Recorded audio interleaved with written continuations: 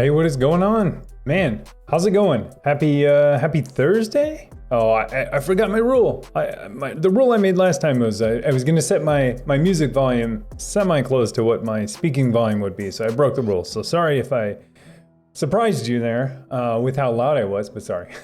Hey, how's it going? Man, you guys are up in here early. I'm already behind on Jan. I just started. I love it. Hey, PC Geek, how's it going? Man, good first in PC Geek. Yeah, happy Thursday, man. How you doing? Takano, heyo, how you doing? PC Geek was a busy week for me at work. Anyways, happy to be able to mess with my server tomorrow once it shows up. Awesome. Yeah, that sounds super exciting. Remind me again, what's your server that's coming? I've seen you talking about it on Discord, but man, it's hard for me to keep up during the day. So yeah, man, let me know. Let me know what it is. Toastface Grilla, what's up? What's going on? How's it going? Home Lab new? Yeah, you got me on the projector. I was saying, yeah, hopefully I don't disappoint. Hopefully it wasn't super loud too if you have the audio on. But man, on the big screen and in Home Lab News projector. Thanks, man. Appreciate it. Takano, getting 2 parts today for the Christmas light show. Yes, man. It's coming, man. It's coming. It's all coming together, isn't it? I saw you got your relays and your switches, all these things.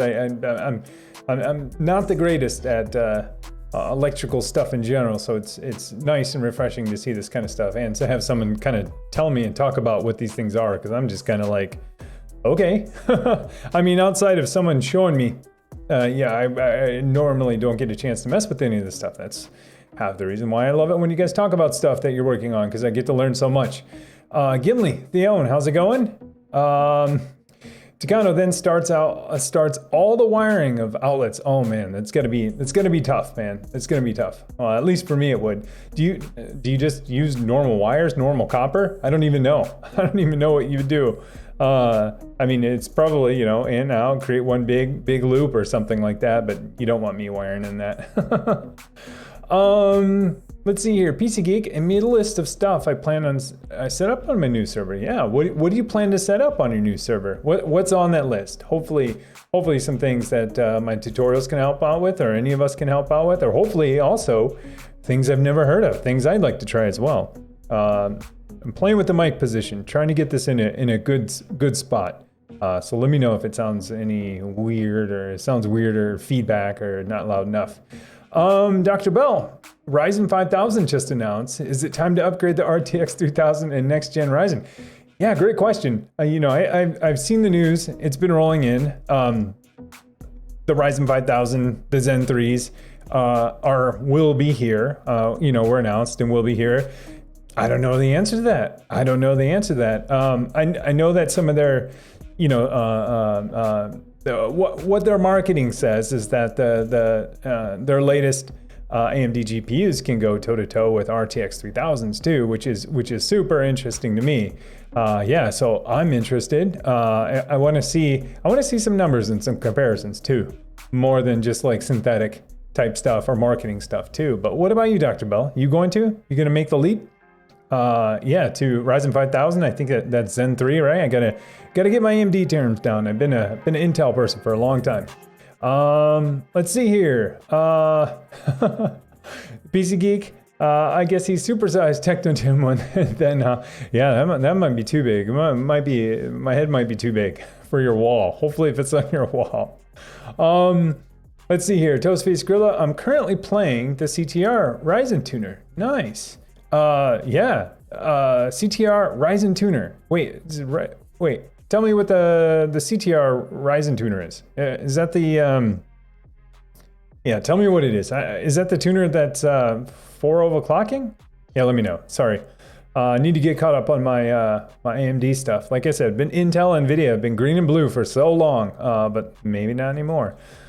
Gimli. You were saying nothing really. I have a question about that.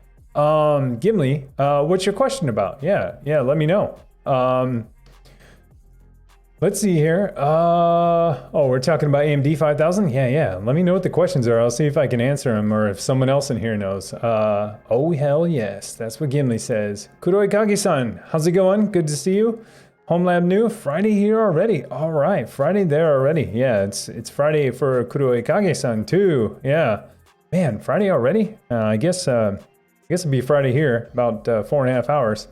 4 hours and 45 minutes. The PC Geek R710, nice. That's what I have. So that's what you're getting tomorrow. Nice. Yeah. What do you have planned for it? I got a lot going on in mine, and it handles it like a champ. I'm not gonna lie. That thing's older, but man, it's awesome. Especially when you put some SSDs in it and replace some of the storage with, you know, faster storage. It's awesome. I mean, it's awesome even without faster storage. But let me know what you're gonna run on it, man. I'm curious to know. Yeah. Absinthe 762. Howdy y'all. How's it going? HomeLab new. Normally he's about that's what 20.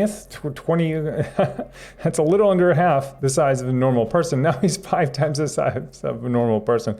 Oh my gosh! I better sit back here. You can probably see every detail on my face. Probably see how red my eyes are. I've been trying to be good on them because man, last time they hurt. So I appreciate the concern in Discord too. It was like nothing super serious, but yeah, last stream I just had to kind of like cut it kind of short just because my eyes. I tried these eye drops. I'm never gonna do them again. I won't mention the brand. They work for some. They didn't work for me. It made me feel like my eyes ran a marathon. Never doing that again. Anyways, PC Geek. It's the replacement for the original 710 I ordered. 24 gigs of RAM, but they let me keep oh, this is right. I saw this in Discord. They let you keep 32 gigs of RAM. This was the busted one, right? From the broke one, so I have 56 gigs. Nice. I've got 2 6-core Xeons on eBay to upgrade. Wicked cheap. Nice. Yeah, it's sounding like mine. Yeah, I have dual 6-core Xeons. I think 5670s. I think is the number. I don't remember the number. I should know the number. But yeah, once I bought it, I was just like, sweet, works. But yeah, what Xeons are you gonna get to replace it? The PC Geek, oh no joke. Oh, nice. Toastface Gorilla. Yeah, we're all excited about PC Geek's new R710, or new to him R710. But yeah, I think they're fantastic machines. Outside of, you know, using a little bit more power and, you know, not being silent. They're fantastic. They're nice, compact. I have a ton of RAM in mine. 2 6-core Xeons. Outfitted it all with SSDs, and it's sweet. I got that drive caddy that I replaced, and that's where my OS is to replace the CD-ROM drive. And man, it's pretty awesome. Pretty awesome. Let's see here. Big Joe Sweeney. Hey, how's it going? I just hope no dramas, so I can't get a weekend, lol. Working on a 180 mailbox exchange migration. Oh man, great fun, because of old exchange misconfigured, lol. Man, that does not sound like fun. Mail or server admins, just sysadmins in general, and even mail admins or any kind of administrator, man, it's a thankless job, you know what I mean? And sometimes it just seems like people only know you exist when things go wrong. So, man, that's gotta be tough. Fortunately, I've never been in charge of anybody's email. I don't think I would trust myself with anybody's email. I'm kidding. I would go by the book. But I mean, as far as just the knowledge it takes to administer something like that, like Exchange especially, man, that's a lot. Hope it goes well. Hope the misconfigurations are now configured properly. And man, hope it goes well. You have to let me know how many gigs, how many terabytes of storage or gigs of storage are those mailbox using? Curious to know. Looks like we had a follow in there. Let's see here. AXMC49. Thanks for the follow. Appreciate it. Don't know why that didn't make a sound, but I saw it. Hey, thanks. Welcome. Really appreciate it. PC Geek, sounds good to me. Yeah. Tucano, have to wire around 24 outlets total. It also just wire meant to go. It also just wire meant to go inside the walls that can handle the load. For the ground and commons, it's just a lot of linking them all together. Live is the one that's a bit tough, as every outlet has 2 wires to connect to the other relays. Yeah. Man, I'm super scared. I'm not scared for you. I'd be scared for myself. Yeah. Sounds awesome. Man, what's next after you get all that wired together? What comes next? Yeah, it seems like you've been working on the software, so the programming side, and getting the hardware start to put together. Like, do you start putting the lights in your house to start testing, or do you go straight to production with the lights? Just start hanging them up on the house. Yeah, let me know. Craven, have you messed with GitHub Actions at all? Actually, yes, I have, and they are super awesome. Yeah, I have. So the first time I ever messed with GitHub Actions was just the last couple weeks. I've been doing GitLab forever. I mean, I've had tons of code in GitHub, and I have tons of code in GitLab.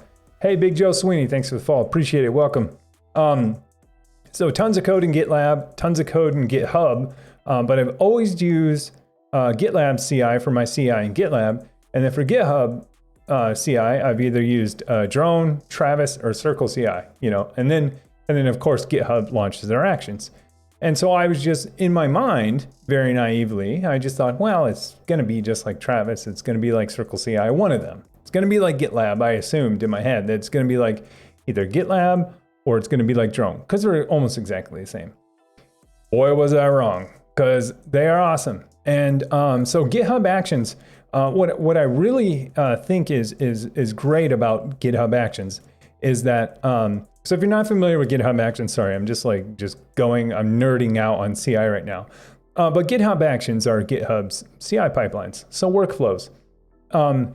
And most people have done CI the same for a while. I feel like the big change in CI, so going back like 5 years ago CI to now CI, I feel like there was a huge monumental leap when everyone started using Docker during their CI, right? Like GitLab, like Drone, Circle CI, and then Travis went there, and then Jenkins finally went there. Jenkins? Yeah. And then now I feel like there's this another evolution, which is really cool, and it's what GitHub is doing. And so GitHub actually has a marketplace for all of their actions. And the cool thing about those actions is that you can pick and choose actions from, hey, Homeland New, 5 tier 1 gifted subs. Dude, thank you so much, Homeland New. Dang, dude. Man, gifted subs, Solitary Refinement, Now, Falona, Logic, Sentech, Silent Tech, and Waffle 3. Enjoy your gifted sub from Homeland New. Dude, thank you so much, man. Really appreciate it. Dang, you guys are so awesome. Make me lose my train of thought, but that's okay. Dude, thank you so much. Really appreciate it. So I was like at the peak of my nerding out, so I'm kind of glad you interrupted that. But so I feel like, we had this evolution of CI just a couple years ago when everyone switched over to Docker. Now I kind of feel like GitHub Actions is this next evolution, and it's beyond just using Docker. It's actually having these actions available in a marketplace that you can share with anyone, and they're version controlled. And so the cool thing about that is that Koob Control. Sorry, I had to say Koob Cuddle. Hey, Koob CTL. Should we call you Koob CTL? Koob Cuddle, Koob Control, or Cube Control, or Cube Cuddle.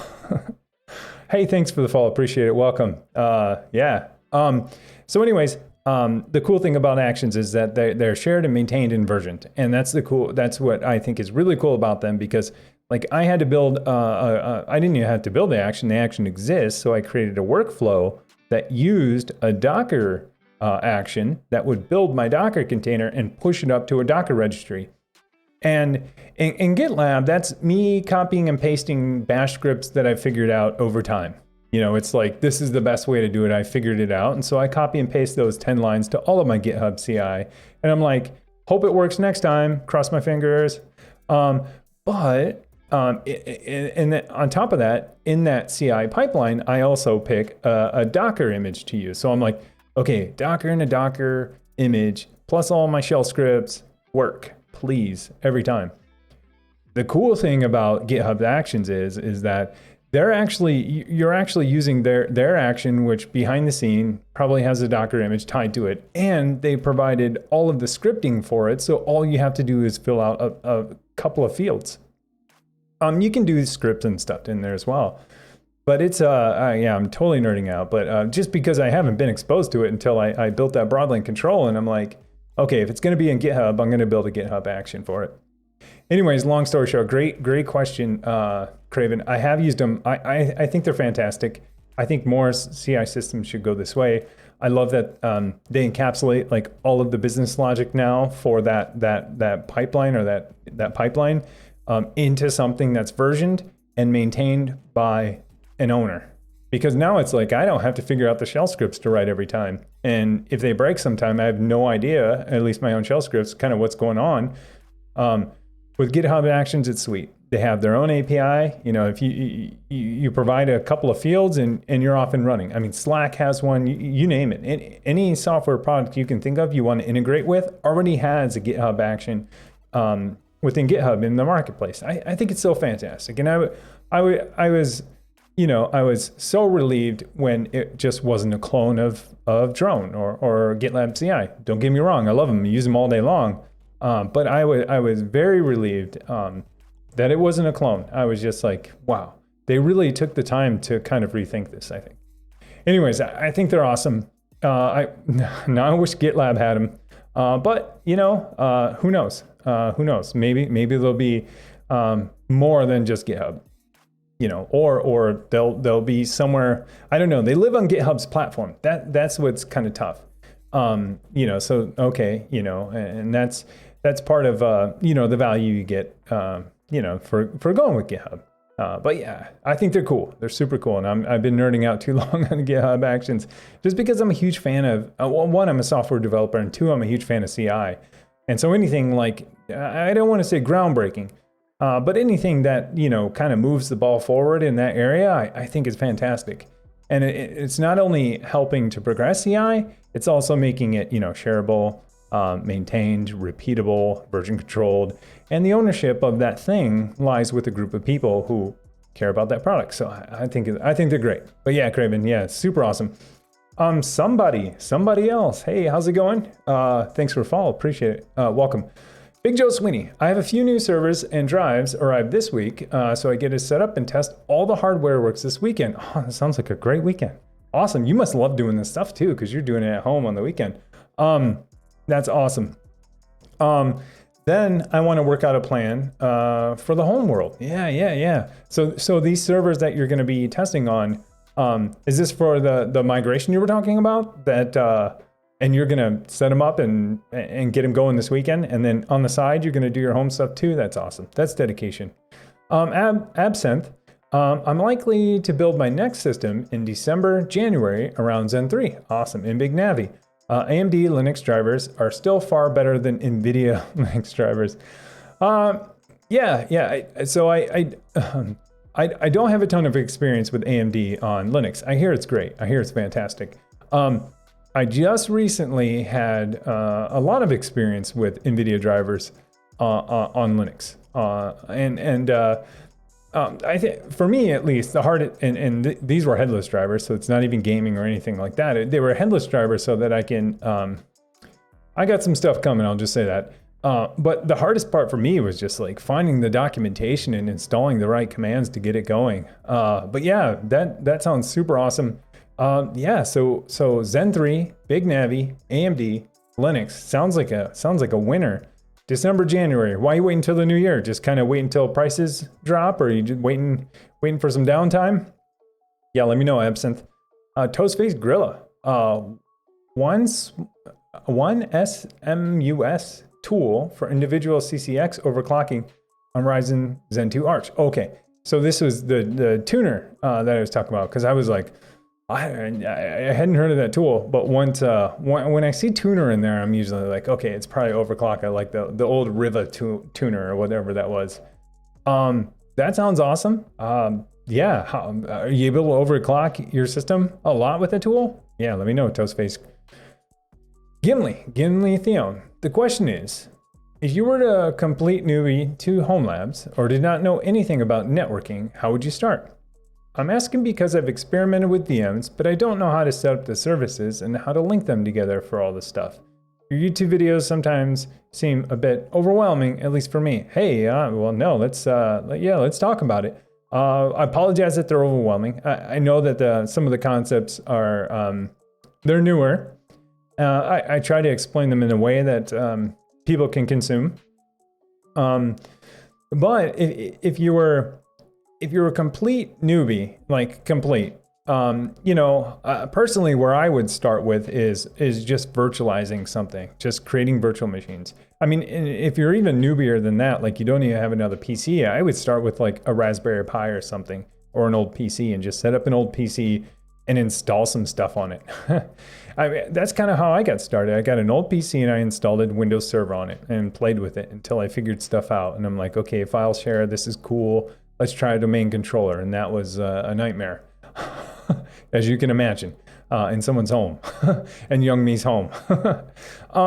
And then from there, I kind of was like, okay, Linux, people seem to like Linux. I'm going to try Linux. And I didn't do any virtualization. I didn't do containerization didn't even exist then.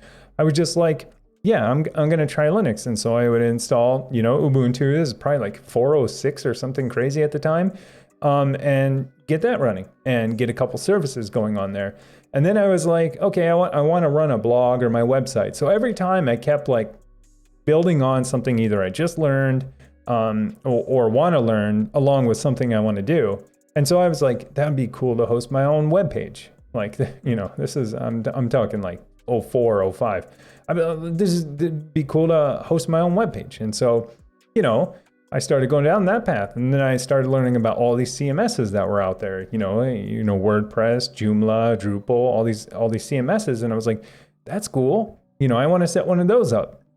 And then I was like, oh my gosh, I need to know not all about, but a little bit about PHP and Apache and MySQL on Linux or the LAMP stack. So I was like, okay, now let's set up a MySQL server. And so, it was just kind of like that. I always chose like smaller projects. I always chose smaller projects with a clear objective, to me at least when I started, that this was something that I wanted to do or that I could do, and that could be completed in either a couple of hours or a day. And so I know if you watch any YouTube video on virtualization or containerization, there are a lot of concepts to take on all at once. So if you're able to, I would maybe just try to tune some of that out and think about in some of those videos, like what are we trying to accomplish? Well, we're trying to, for instance, get Heimdall working. Oh, okay, it just happens to be on Docker, happens to be on Rancher, happens to be containerized inside of a virtualized Ubuntu. But if you kind of just still it down to like, okay, well, we want to get Heimdall running. How do I get Heimdall running? Maybe you can take it like that and just kind of tune out the other stuff until you start to kind of get the grasp with it. I don't know. And then the networking piece is, that's that one's tough too. So I would try not to do any super advanced networking stuff for a while. At least that's how I was. I was like, DHCP for everything. Maybe one day I'll create reservations, and create a scope. And then, you just kind of build from there and then whatever you're comfortable with. And then if you did build a server and you didn't have DHCP reservations, one day when you go to your server, it's not going to have the same IP, and you'll be like, don't want to do that again. Let's put a static IP. So then you put a static IP on that server, and one day you go and something's not working, and you're like, oh, I never reserved it in DHCP. Something else is trying to grab that IP at the same time. And so I think for me, it was just like a learning experience of what not to do, or how to get to, the goal. And in the meantime, learning about, what to do and what not to do. Hopefully that helps. That was kind of a long explanation, but Gimli, I hope that helps. Let me know. Toastface Grillo, 1S, oh, that's hard to say. 1 USMUS, one, do you pronounce that? But yeah, you're talking about the tuner. Gimli, would love to experiment more, but I don't have a lot of confidence in my hardware at the moment. Looking into maybe a cheap solution to run a few VM Docker containers, but there's so much out there. How do you start? Yeah. I think I just kind of summarized with how you start. If you're looking for then hardware on how you start, and you seem like you're interested, but you don't have the hardware, My recommendation is always your old PC, because that's going to be the most affordable way to get started, and also decide if this is something you want to continue to do. And it'll also kind of help you gauge, what workloads you're able to run on hardware, and then you don't really have to spend any money if you have an old PC sitting there. And if you don't, my next recommendation is upgrade your current PC and make that one your server for a little while until you understand, and then you'll start to think, okay, well, I might want to build a NAS, so I'm gonna, I need more drives or drive space. I probably want to get ECC RAM, and so you just keep adding in requirements rather than say like, yep, in the next 5 years, this is the server I'm gonna have and run, and but I have no requirements whatsoever right now other than I want a server. So I would recommend using what you have until you exceed that, and then you'll kind of understand what it is you're looking for, hopefully. If not, we're in Discord too. Hey, N Piper, thanks for the follow, appreciate it. Big Joe Sweeney, looking forward to see the AMD Big Navi too. Yeah, me too, for sure. I'm super curious. I want to see specs. I want to see a showdown. You know, all the tech YouTubers are gonna have comparisons and everything like that. That's what I want to see. Like who wins in real benchmarks at the end of the day? Because I'm sure that's what people will want to know. I mean, I want to know how are they performing, and then it'll be like, okay, well, they're 10% less, powerful than an NVIDIA, but they're 30% less cost. You know what I mean? Or vice versa. They perform, whatever, 10% better than NVIDIA, but they're, 30% less. Who knows what that cost is going to be? I did see on the Ryzen 5s though that the cost went up for them, so the value play is starting to not be there as much as it was before. I saw all of their new lines jumped. Getting closer to what Intel processors are now. It's not to say they're not worth it. Just and NVIDIA's had the value play on their CPUs for a long time. But yeah, they're getting up there now. Home Lab New, thinking of buying an NVIDIA Shield, but a little worried about joining the Google Data Vacuum System. Home Lab New, don't worry, you're already there. You're using Google, you're using Chrome, you're using Android. Yeah, I mean, what's one more thing, right? I mean, I kind of worry about that too, and then I have a Google Home, and and then I use Chrome, and I use Gmail, and it's kind of like, I mean, should I be okay? Should I have accepted that everyone's taking my data? No, but we're at a point right now where it's kind of hard. It's not kind of hard not to, even with things like I know things like Pi-hole exists for privacy, but I've been thinking a lot about that too. Like, I think we're going to have a monumental shift in tracking too. And right now, it's really easy to identify trackers by domain name, right? And that's how Pi-hole does it. But in the future, it's not going to be that easy. It's already starting not to be that easy, because you could spin up anything on AWS real quick with a weird domain name that Pi-hole doesn't know, or you could host all your metrics and tracking behind your own domain, like a lot of companies already do. And so, like, Pi-hole's not going to help you there, because if you want to use a service, you got to go through their endpoints. And so, I mean, and most of the time they are. Even if you block the ad tracking site, that's just for the UI. That has nothing to do with the backend, because I guarantee in the backend they're collecting that data anyways. So even if you block the front end tracking to Google data, that doesn't mean you're any less tracked, because whoever owns that API for that data, they know what actions you just clicked. If I said add item to my list, yeah, I might have blocked the UI that said add item to my list. But as soon as as soon as you hit that endpoint and that web API gets a post request for add new item, they track it there too. Anyways, I wouldn't be too worried about it. It's good to be aware, but yeah.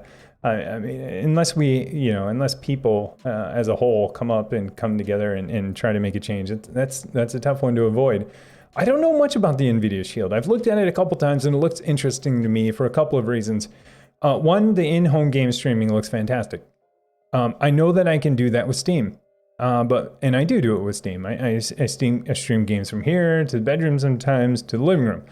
Pretty cool, right? But that only works with Steam games. And I know there's hacks to get around it, to get to your desktop on Steam in-home streaming or remote play, not together, or whatever they're calling it now. But man, on NVIDIA Shield, it looks sweet because it's like, it's NVIDIA card. Like any streaming, it's streaming from your desktop or your NVIDIA card directly to an NVIDIA Shield. And that sounds pretty cool to me. But I haven't done it. And that's also one of the few like ways to get Android TV on a TV. It's kind of odd that it's so hard to get Google TV or Android on a TV, but I think NVIDIA Shield is another way to do that. I've only looked into them a couple times. They're kind of pricey, but they look really awesome, for sure. The PC Geek, I plan on putting Proxmox, Ubuntu, Rancher, Docker, Kubernetes, Heimdall, some Apache server. Oh, we talked about that. I remember you talking about it in Discord. You should try Nginx. But anyways, some Apache server, a mail server, Mosquito, OpenHAB, or Home Assistant. Nice.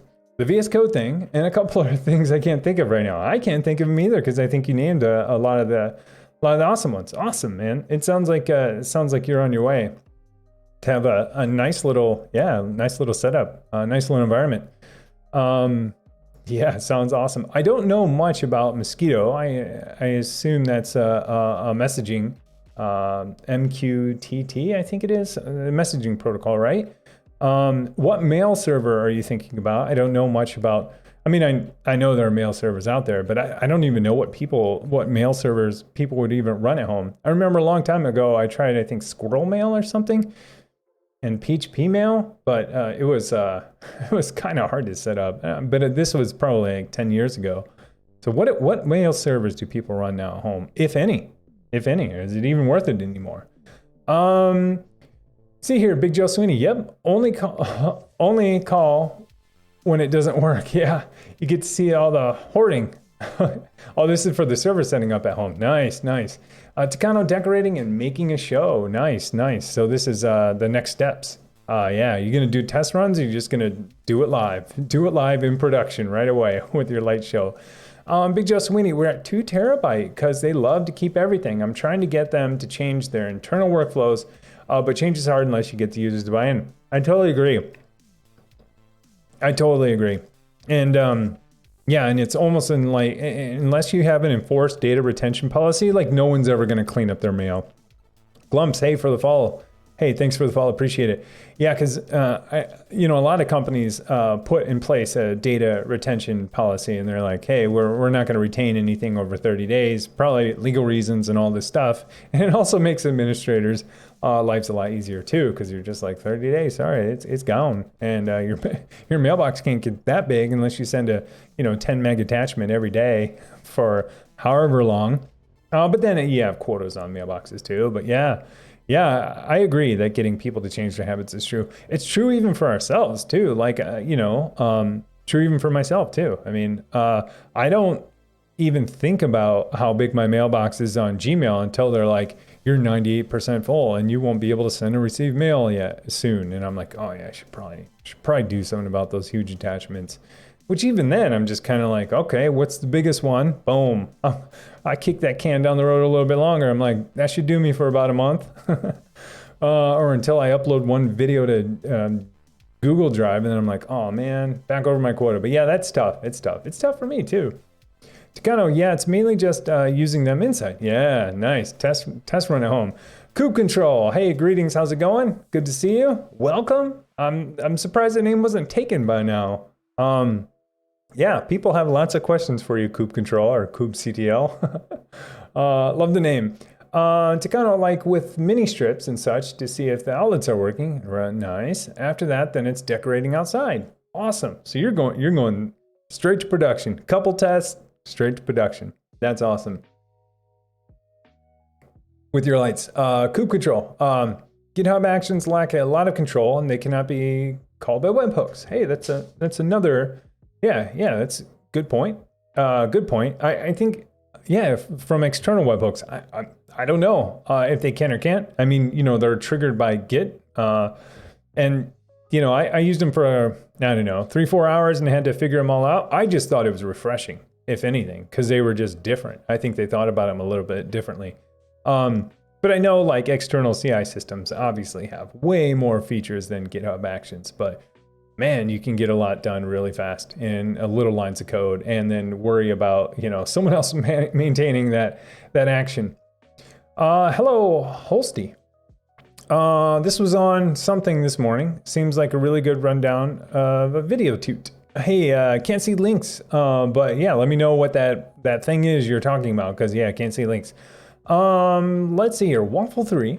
Yeah, hey, thanks. I totally agree. Home Lab New, thanks for the gifted subs to everyone. You've earned it. Thank you. I'm just catching up to that. Craven, how's it going again? Takano, but like for connecting the common ground and live is part I'm getting to right now. So pretty important stuff. Allows me to just push in the cables into like blocks, which will link them all together. Awesome. So you just push them in like a self-locking kind of thing, biting clamp or something. I don't know. Making this stuff up. I don't do anything electrical. I lie. I mean, I've changed outlets before. I chicken out and I totally turn off every breaker in the house because I'm scared. And I put in a lot of smart lights and I hung this ceiling fan. But anything outside of like, hey, there was something there before, and now you replace it with something else, but the connection exactly the same, I'm just kind of like, ooh, I don't know. To kind of, I'll for sure post a picture of a single 4-gang box of wiring on the Discord. Yeah, love to see it. Kube Control. Kube Control is the best in my opinion. Yeah. But do you, as you like, the war on names has been stagnating since 1.12. Yeah, I hear it pronounced so many different ways, and so I'm always taking inventory. I think I'm up to 7 pronunciations for it so far. But I call it Coop Control because I don't know. It's what the people around me kind of called it. At first they called it Cube Control, and then I heard everyone changing, and I wasn't, I'm a software developer, so I didn't use it all that much. And then so, I just kind of latched on to what all the DevOps folks were saying. And so that's what I picked up. And then I looked into it and I'm like, oh, okay, it's a control. Oh, for a while I called it Kube Controller too, because I thought that's what they were saying. So, but I was just making my own stuff up. Yeah. People, I mean, it goes, people pronounce things all different ways, GIF, GIF, sudo, it's just kind of however people pronounce it. And for a while I pronounced all these things in my head, not like Kube Control, but things like sudo and stuff like that. Because when I was young and on the internet all the time, I had no one telling me what these things were. And I guess I didn't watch YouTube videos on it. I was just reading all these commands and I was like, yeah, it's sudo. But now I get it. It's super user do. So, but a lot of people still say sudo. So whatever. Absinthe. Do you use anything like Grafana, Prometheus in your home lab? Yeah, kind of. So I did use Prometheus for a little bit on my API gateway. And then I kind of moved off of it. And so I don't really have it set up anymore. I do want to do more stuff in Grafana. I just, the limited stuff I have, at least for graphing, I just didn't see at the time, a ton of value in building out all those graphs internally for what I use. But there are some things coming that I'm going to be working on soon. Long story short, it's in the backlog, but I want to make sure that the charts also, they're always pretty to look at as long as there's something there, right? I want to make sure that I'm getting value out of them too, right? Where I can look at a chart and I can say, yep, something went wrong right there, or yep, everything looks A-okay. And so when I look at a lot of Grafana charts, I should be able to, data visualizations, I should be able to either see a trend, see a problem, or know it's okay.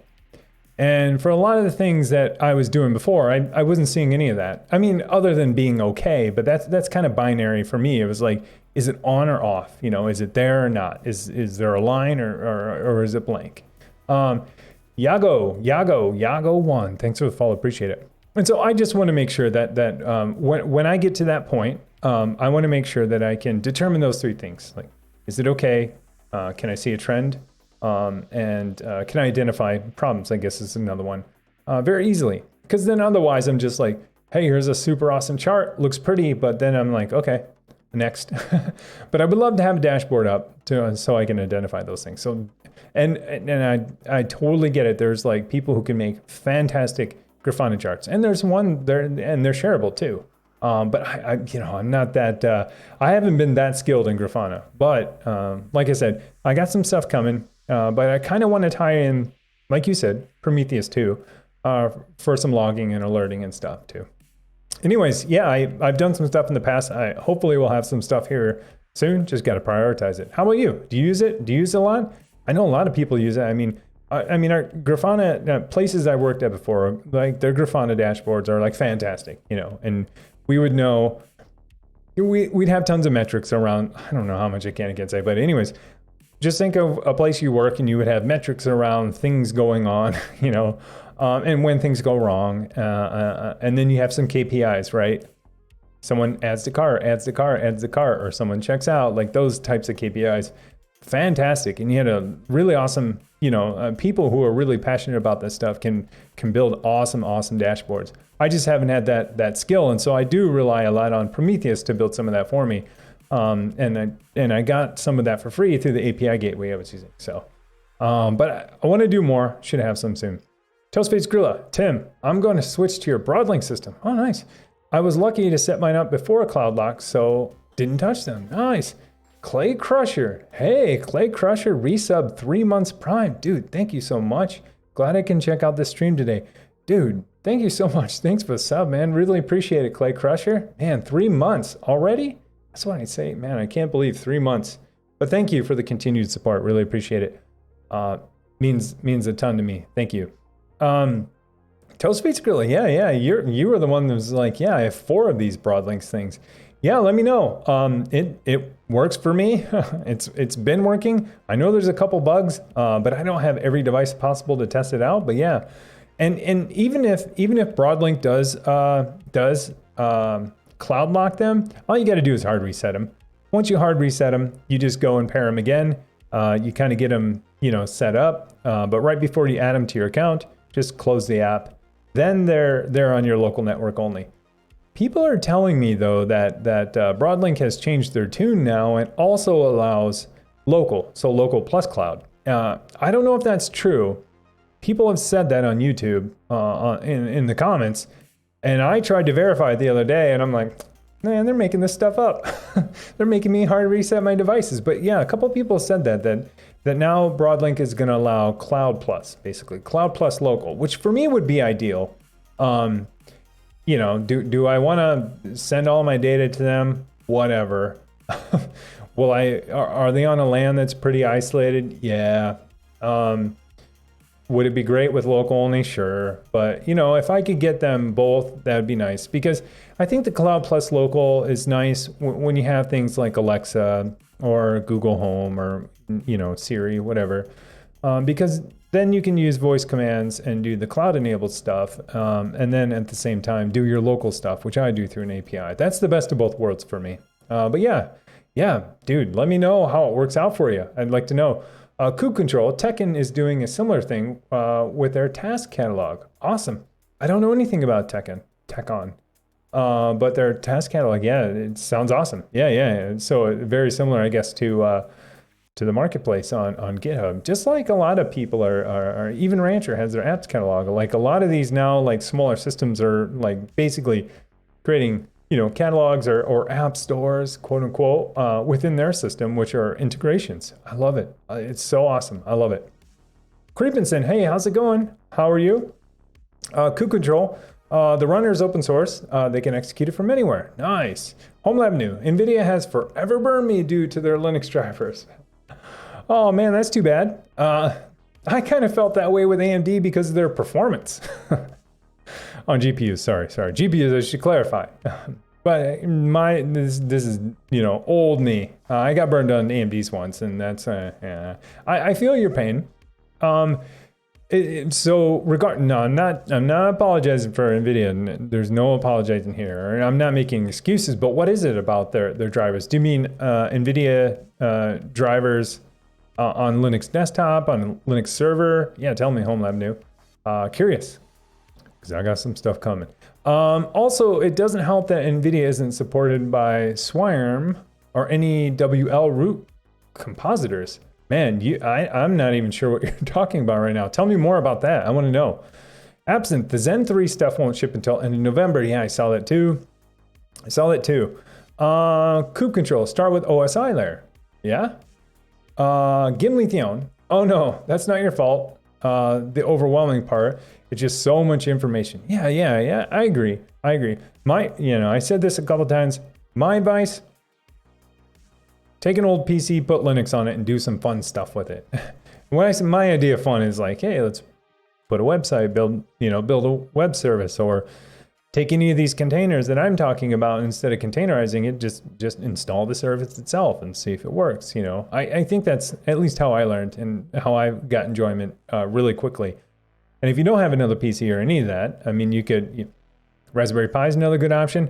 If you don't have any of that and you have a PC, just run VirtualBox on your own machine and virtualize Linux on your desktop just to play with it, So if you have a desktop. Now, if you're on a mobile device, you don't have a PC and you don't have a Raspberry Pi now, yeah, there are still options for things in the cloud to test out with too. But yeah, you have lots of options. I say just take it easy. Learn a couple things at a time and don't try to go all in with everything, because that's when it gets super overwhelming, So what do they say? What's the best way to eat an elephant? One bite at a time. So that's how you got to do it. Let's see here. Techno just posted something in the security channel of how some security researchers have been hacking Apple for 3 months.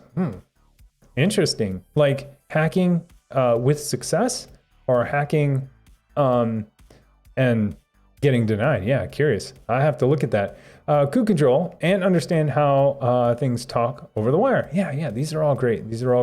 Suggestions. Thank you guys so much for chiming in and helping out. Toastface Gorilla, so far, CTR stock of a 3900X plus 12%, 3700X plus 15%, 3600X plus 10%. Pretty good results. Full release comes out in a week. Yeah, I'm curious to know too. Yeah, for sure. Toastface Gorilla, these are just my results. Oh, nice, dude. Yeah. Kube control. Currently, we are building a bot farm to level CSGO account on virtualized hardware. FPS are trash. I bet. Yeah. I mean, I virtualize them. I have video cards virtualized and stuff like that too. They're all headless things where I don't remote then into it to then do something. Are you remoting into it while you're doing it too? Because that's where you kind of get burned. It's kind of like you burn the candle at both ends. Like if you're remoting into a machine and that machine is doing video tasks, it's not only doing that video task, either the encoder or something on compute or something with the video card. On top of that, then it's also encoding that video to send it back to you over the wire. So sometimes you can burn the candle at both ends when you remote. Do stuff remotely. Fortunately, like my services that I have, totally headless. I don't even remote in. They're just running all the time, running either encode or compute with my NVIDIA GPUs. So I don't have to worry about basically the double work it needs to do, because I'm never remoted into my machine looking at the task that's being run. But might be different for you though. But maybe not if you're botting stuff. I don't know. That sounds interesting. Gimli Theon, I'm quite newbie to especially networking, so I'm going to try following a network tutorial on YouTube now. Yeah. But I really don't have any way to test this stuff. That's unfortunate. If you have a PC, VirtualBox is a great option too, right? Because then you just virtual stuff right here, right on the stuff you're on, and it doesn't require any additional hardware. As long as your PC is, semi-okay, you have some disk space, it has more than one core, I think you can reasonably, virtualize like a Linux machine. No problem at all. Gimli Theon, we read that. Yeah, maybe. Just jump through hoops. That's kind of my thing. Yeah, I hear you. Home Lab New. I don't know if you noticed this on Discord, but I've got a different sort of project coming up. My friend and my current flatmate are going to move into the house across the street with his girlfriend. Nice. The house they're moving into is visible from the house we're currently in. And it's so close you could probably talk to each other as if you're shouting. I like where this is going. This is going somewhere, a network sharing or something. I like it. Anyways, they're gonna need internet. Yep, I knew it was coming. And instead of setting up a new contractor to pay for separate internet services there, we decided to set up a 60 gigahertz point-to-point link to extend our LAN to the other building. Yes, I love it.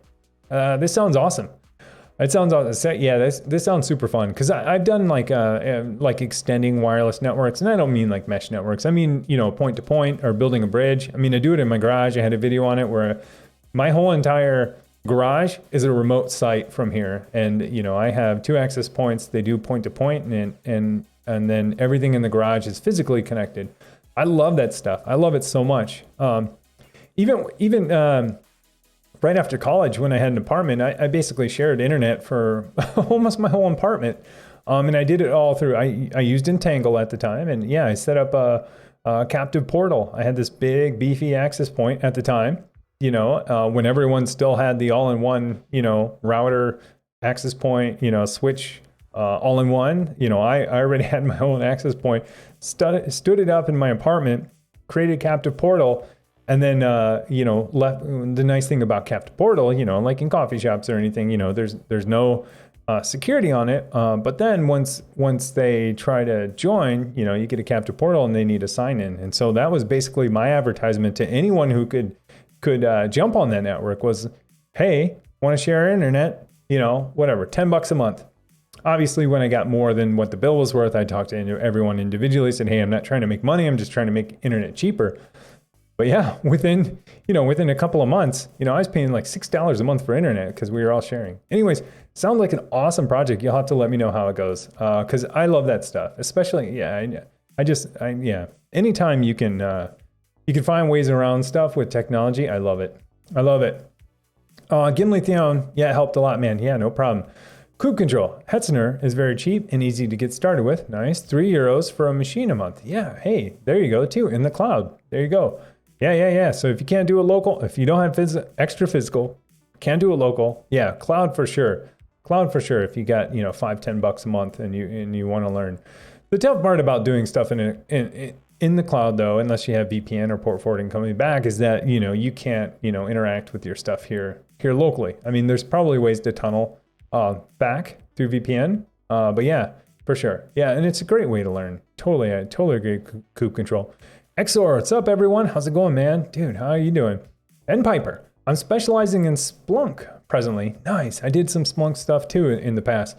And my home lab is Splunk centric. I just need more logs. Okay, that's not usually what I hear from people. How could I simulate logs generated in a larger than home lab environment? Oh my gosh, that's I don't know the answer to that, but you're the first person I think I've ever heard ask for more logs. Because usually it's like, it's too much, we're indexing too much, and then Splunk has something like a 500 megabyte per day quota. They may or may not anymore. It used to have a 500 megabyte per day quota on how many logs it would index. Man, but if you just want to generate some dummies, if you really want to generate a ton, all you got to do is like in your servers, I think if you add a syslogging utility, and I think put it to debug or whatever the lowest one, I probably wouldn't do debug. That'd be crazy. But most systems, Linux system have, at least this is what I remember from a long time ago when I used to do it. There's a way to pipe those out, their logs, their syslogs into like Splunk. And then you just set the logging level to something lower.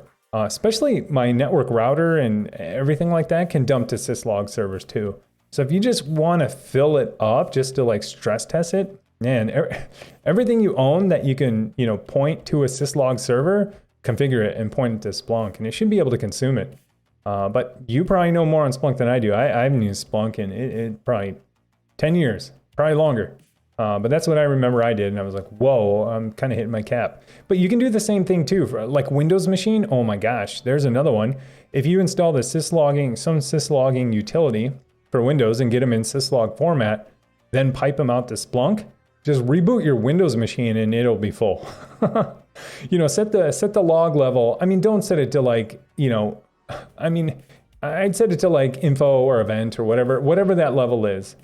Do it on a couple Windows machines, reboot them a couple times, and you'll have plenty of logs.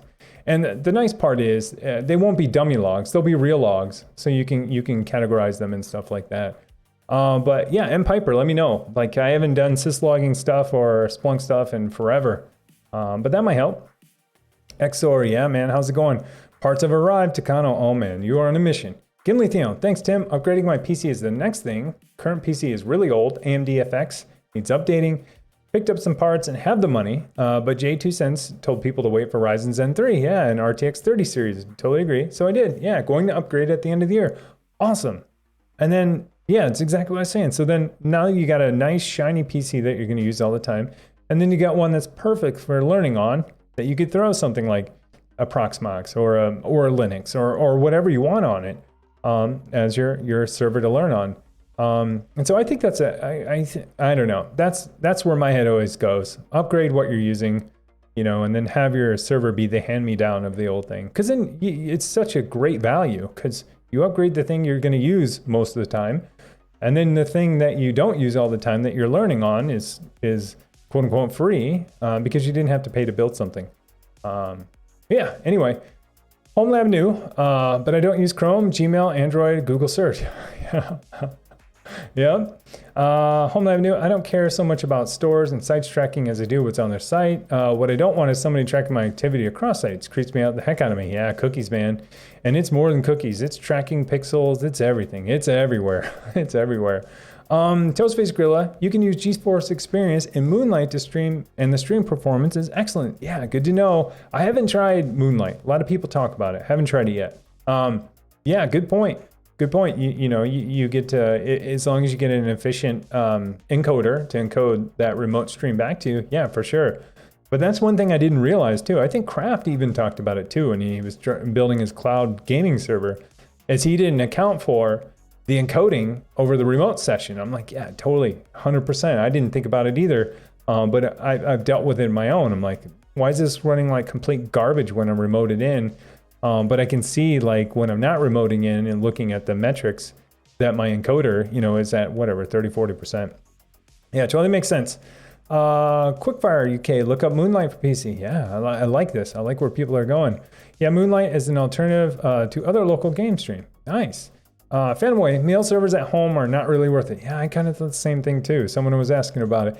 PC Geek, maybe. I don't know. I don't know, like the mail just for internal. Yeah. PC Geek, the company I work for keeps all their emails for the most part. Wow, yeah, that's risky. That's risky because then if you get audited, yeah, I won't go into it. But I think a lot of the reasons why a lot of enterprises have a data retention policies is, and I don't know, this is my own opinion, but I think outside of legal, outside policies that probably influence them depending on what sector they're in. I think a lot of them have them so that if they get sued or someone says hand over your data, they only have to hand over the 30 days worth of mail that they keep, right? And I think that has a lot to do with why some companies have retention policies and they enforce them automatically. Because if they ever get sued and their data, they have to turn over their data. They're legally obligated to turn over their data everywhere that they have everywhere. I don't know. I've heard horror stories about companies that had PSTs and allowed PSTs on PCs, and it cost them millions of dollars because they had to go and recover all those PSTs from people's PCs. When they got sued, I was like, oh my god, that sounds crazy. Anyways, it's risky keeping all your data for all the time because if something happens, you got to turn it over for all the time. And at least, if you have some retention policy, kind of sucks, but for the most part, yeah, 30 days worth of stuff is all you'd have to turn over. I don't know. This is me being in IT and in tech and hearing horror stories. Logic, LOL. I do that with Gmail too all the time. Just can't I keep kicking the can too. I kick the can even further. I found like in my Google Drive, I found I think 2 or 3 gigs of video. It was for the social media post, and I put them in there so then I can easily get them on Instagram and Twitter. You know how that goes. So I put them on my drive, Google Drive, forgot they were there, get an email about 98% full. I'm like, oh man, now I might have to pay for it. Found those, it was like a gold mine. As soon as I delete them and recycle them, I'm like, yes, I kicked the can down the road for at least 6-7 months probably. Anyways, yeah, and speaking of Gmail, like, does anyone's like recycling bin ever fully delete? I don't know, mine never has. Like I don't know, maybe I'm going off the rails, but yeah, let me know. In Gmail, does your trash bin ever get emptied? It says in there that like items that are older than 30 days or whatever it is will be automatically deleted. I have yet to see that ever happen. I don't know. It's all part of Google's plot to get you to pay for stuff. Just like archive is, right? They're like, you don't want to see this anymore? Just archive it. There's no delete anymore. They don't want you to delete anything for lots of reasons. Hello, Holsty. Sorry. Was on dev.2. I'm not sure what you're saying. Maybe that's dev.2. I don't know. Phantom Way, you still say sudo. Yeah. I switched to sudo. Well, you guys are typing it. I don't know what that says. I say sudo too. Well, do you say sudo or sudo? Yeah.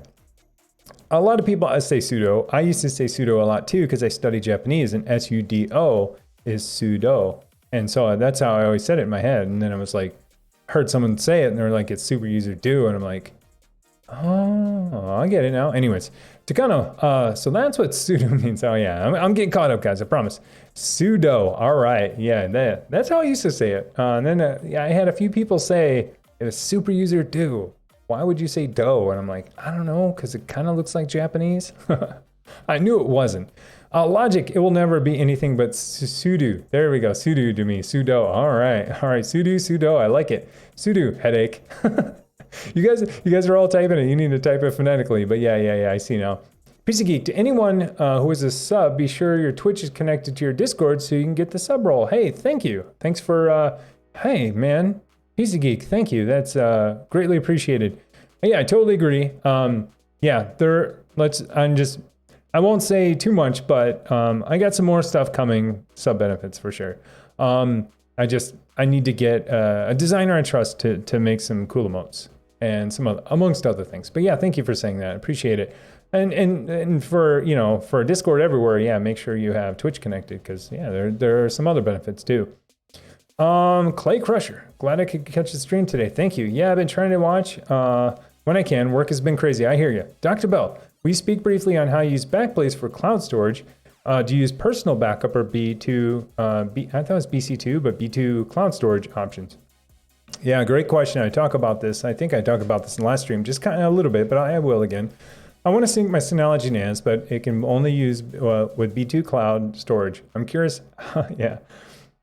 How to use your account and how you like it. So I'll preface this whole thing with like, hopefully this doesn't sound like I'm circumventing what they have in place, because they have they have things in place for a certain reason. And so, how do I say this?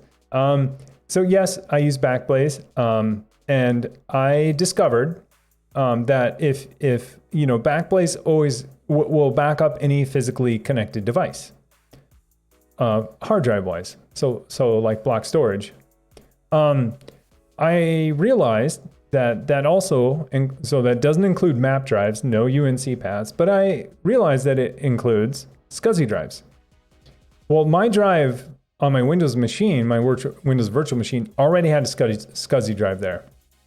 And so I'm like, this is like perfect because that's where a lot of my stuff goes. Anyways, long story short, I do use the personal backup option. Do I back up all 10 terabytes of my stuff and totally take advantage of it? No, I don't. I back up only the things I can't reproduce, and that's probably about 2 terabytes of stuff. But I've been with them for 4 or 5 years, and so, I've slowly been growing, probably a little bit more now that I'm, creating video content. But I do use the personal backup. I thought about going to B2 cloud storage, but, it just didn't. It wasn't cost effective for me. It's probably not a cost. They're probably saying the same thing about me right now. They're probably like, this guy, he's using whatever, 3 terabytes of storage, he's only paying $5 a month, but that's kind of the deal. I do believe in fair use. Do I have 10 terabytes of data? close to it. Do I upload it all to Backblaze? No, because I want them to be around. So I don't want to seem like I'm circumventing it by using a SCSI drive, but that's what I use because that's how I have my storage set up on that machine. It has a SCSI drive. And so, Backblaze treats that like a physically attached drive. They probably won't anymore after they hear this, but they've got it now.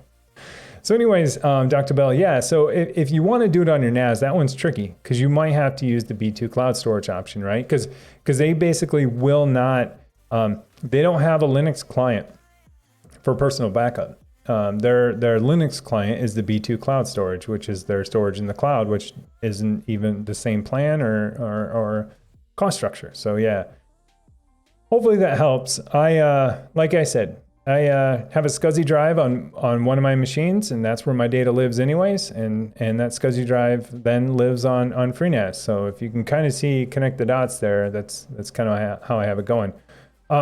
John, good job, me. All wires rerouted, not hooked up.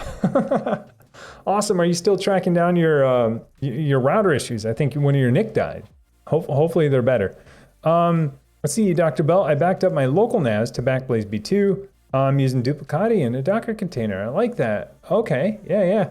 I should probably get on B2. I don't know. I feel bad about, I don't know. Is 2 terabytes a lot of data to have for backup? I don't know. I don't feel like it is. I feel like there might be more people than 2 terabytes, 2 or 3. I think I'm right around that threshold. I think with all of my archive, how they keep a history and stuff.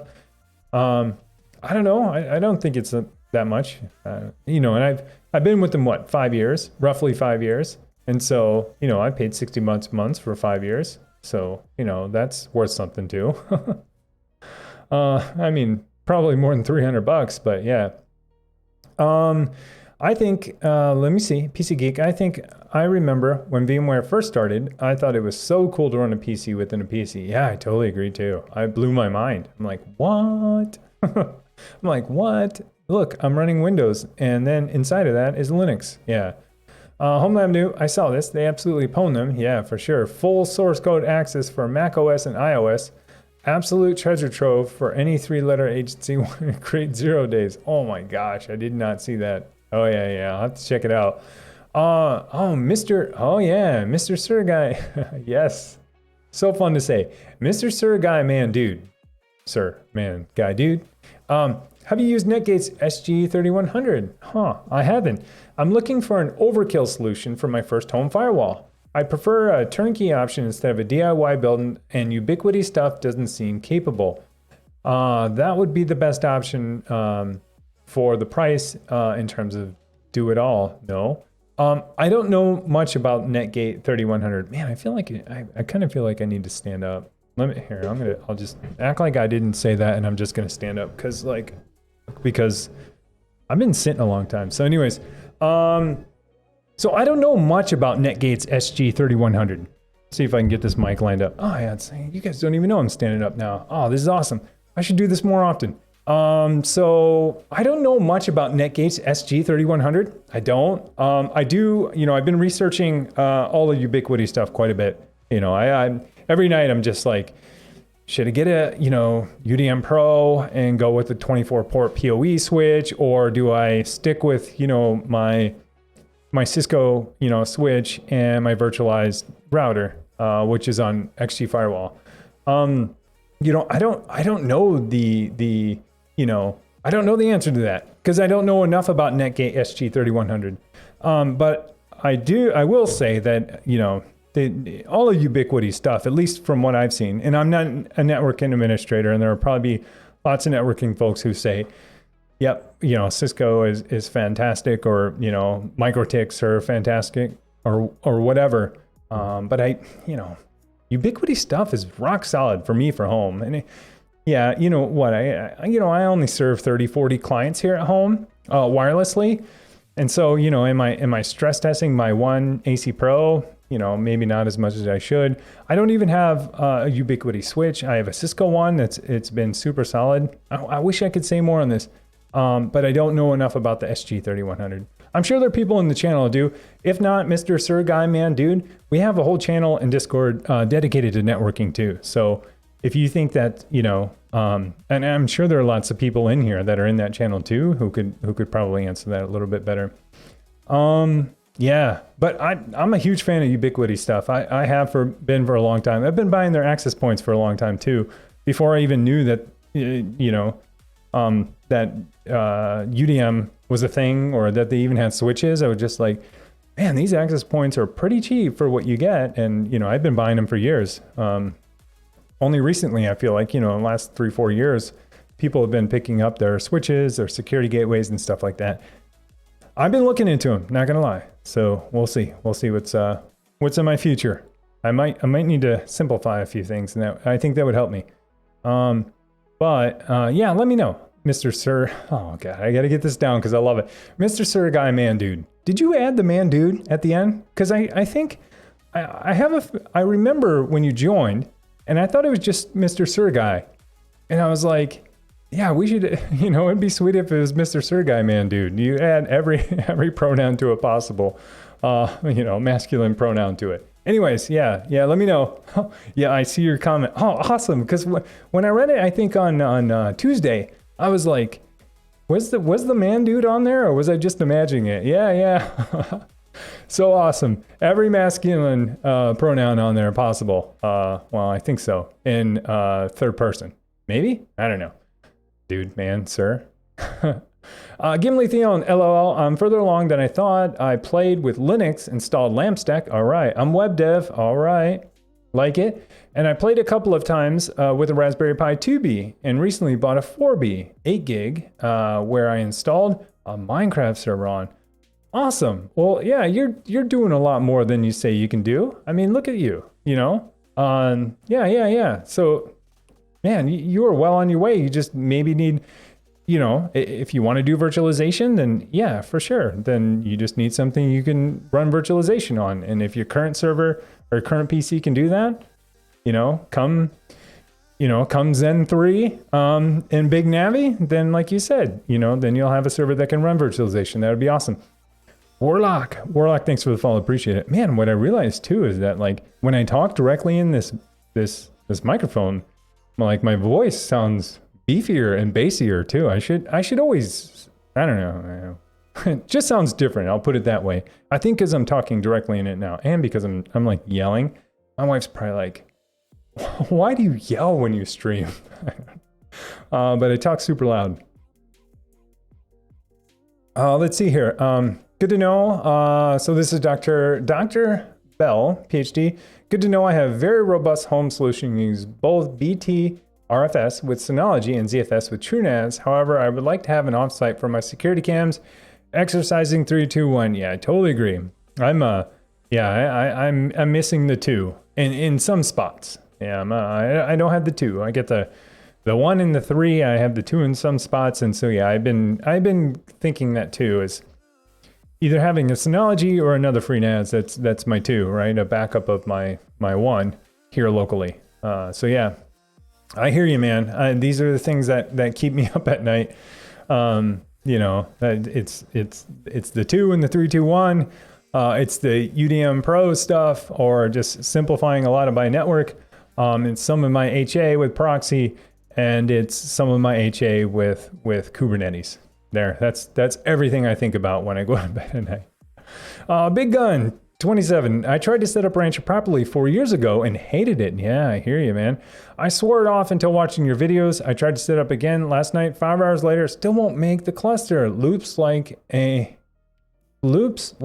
still in Rancher for me. Hey, that's unfortunate. So tell me more, Big Gun. Are you using RKE? Are you doing K3S? Are you doing the Docker install? Like, how do you have installed? Yeah, let me know. Because I did Rancher roughly 4 years ago too, when Rancher was on Rancher 1 and they were using cattle. It was kind of hard to set up, but I wasn't setting up, anything HA. I was just, building out my code pipeline to host some of my stuff. Should have had HA, but I didn't at the time. But let me know, man. Let me know. And plus, we get an awesome channel of people on Rancher. People answer questions about Rancher that I'm even having questions about. I love it. Mr. Sir Guy, man, dude, I'm curious about backblaze options as well for Synology. Yeah. I think you guys nailed it though, about the B2. Dr. Bell, you can also look into something called rclone, which will also run in a Docker container on many NAS servers. It also supports B2 as well as many others for the backend. Nice, good to know, Absinthe. Big Joe Sweeney, great for testing and sandboxing stuff. Yeah, for sure. Also for developing a solution. Yeah, for sure. Gimli Theon, it actually runs quite well. Although it has a little trouble with blocks when exploring the world with more than 2 players. All right, this is the Minecraft on your Pi. Yeah. Clay Crusher. When you had pfSense running, did you ever see this alert? Surikata. I don't know why I put Japanese spin on it all the time. Surikata stream. 3-way handshake, right sec, wrong ack, evasion. Oh, that doesn't sound good. It's probably not as scary as you think. I checked the IP and it looks like Apple's iTunes. Any thoughts? Yeah, I haven't seen that. I have seen a lot of, odd errors in general. And then as soon as you Google them, people are like, yeah, just disable that alert because it's whatever.